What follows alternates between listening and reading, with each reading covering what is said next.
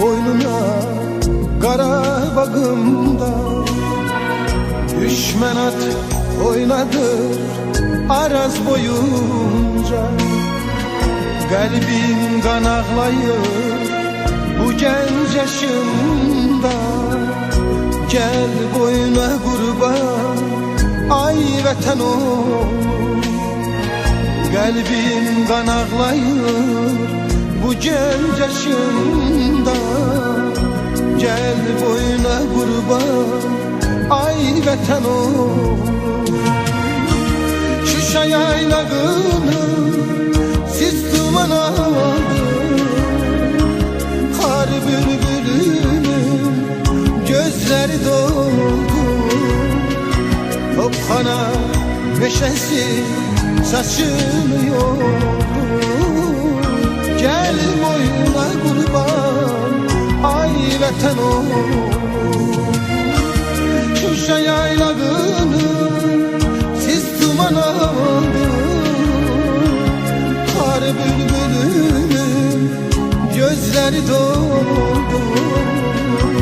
Topkana meşesi saçını yordu. Gel boyuna kurban ay vatan oğlum. Gel boyuna kurban ay vatan oğlum.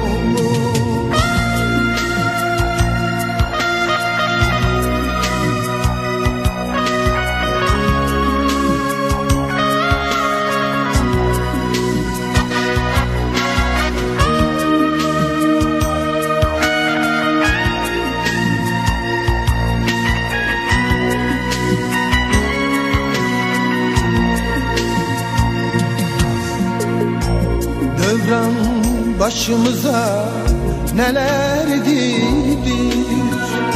Gel boyuna kurban ay vatan oğlum. Göycem Zengezur elden gididir. Gel boyuna kurban ay vatan oğlum. Göycem Zengezur elden gididir.